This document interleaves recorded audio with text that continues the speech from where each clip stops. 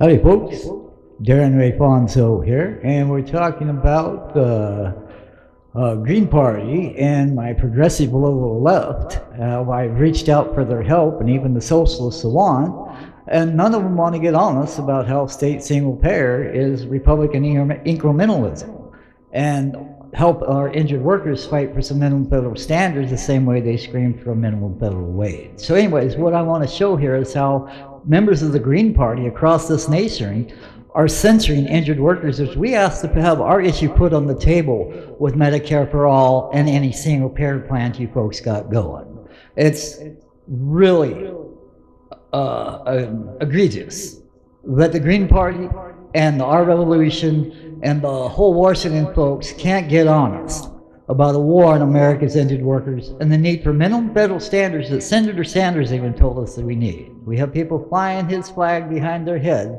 and even he is silent as injured workers ask for minimum federal standards.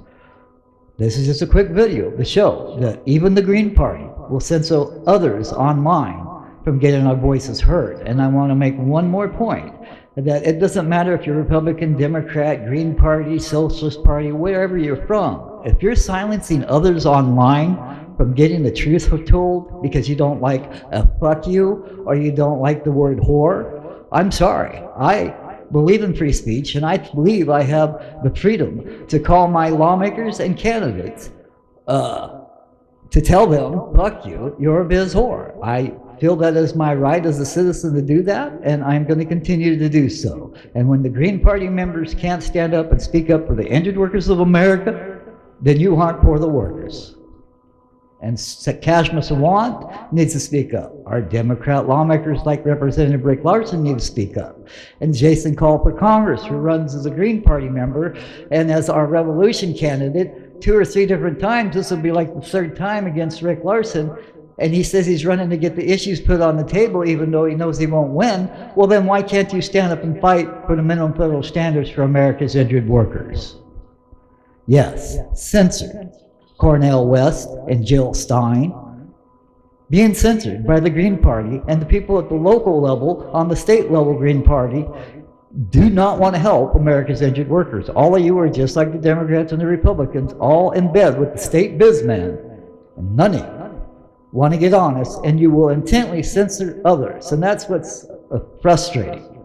It is, if you're censoring somebody online or on Twitter, you should refrain from doing so because you're not helping anybody. We need to have all our voices heard, not kicking people off because you're offended by a word.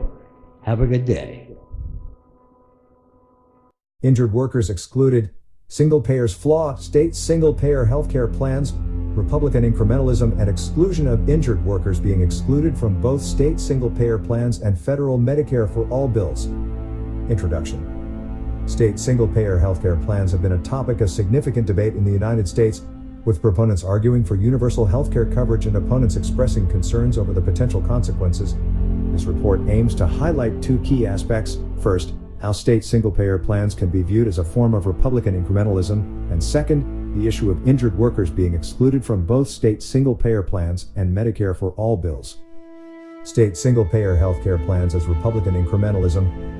State single-payer healthcare plans, which aim to provide universal healthcare coverage at the state level, can be seen as an example of Republican incrementalism. Incrementalism refers to a step-by-step approach to policy change, gradually implementing reforms rather than pursuing comprehensive solutions. While single-payer plans are often associated with progressive or left-wing ideologies, it can align with Republican incrementalism for several reasons. A. State-level implementation. State single-payer plans allow for experimentation and implementation at the state level, which aligns with the Republican belief in decentralized decision-making and states' rights. By empowering states to design their own healthcare systems, these plans adhere to the principle of subsidiarity and grant more control to local governments. B. Market-based approach. Some state single-payer plans incorporate elements of market-based solutions, such as utilizing private insurance companies or allowing individuals to purchase supplemental coverage. This approach resonates with Republican views on preserving market competition and individual choice, while still expanding access to healthcare. C. Gradual transition. State single-payer plans can be implemented in phases or gradually expanded over time, providing a path for Republicans who prefer incremental policy changes. By starting with a targeted population or geographic area, these plans allow for testing and evaluation before broader implementation, ensuring a measured approach. Exclusion of injured workers in state single-payer plans and Medicare for all bills. One significant concern regarding state single-payer plans and Medicare for all bills is the potential exclusion of injured workers. This exclusion stems from the funding mechanisms and specific design choices of these proposals. A. Funding challenges. State single-payer plans and Medicare for all bills often rely on financing mechanisms such as payroll taxes or premiums. These funding sources may not adequately account for individuals who are unable to work due to injuries or disabilities. As a result, injured workers may face difficulties accessing healthcare coverage or experience gaps in their insurance while unable to work. B. Eligibility criteria.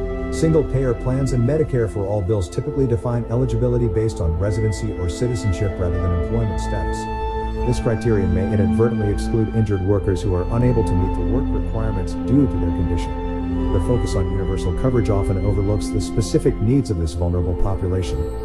C. Limited coverage for occupational injuries. Injured workers often require specialized healthcare services and rehabilitation to recover and return to work. However, state single-payer plans and Medicare for all bills may not provide adequate coverage for occupational injuries or lack specific provisions to address the unique healthcare needs of this group. As a result, injured workers may face difficulties in accessing the care they require. Conclusion. State single-payer healthcare plans can be viewed as a form of Republican incrementalism due to their state-level implementation, market-based approach, and gradual transition. However, it is crucial to address the issue of excluding injured workers in these plans. The funding mechanisms and eligibility criteria employed often overlook the unique healthcare needs of this population, potentially leaving them without adequate coverage. As policymakers consider healthcare reform, it is essential to ensure that the design and implementation of any system consider the inclusivity of all individuals, including those injured in the workplace.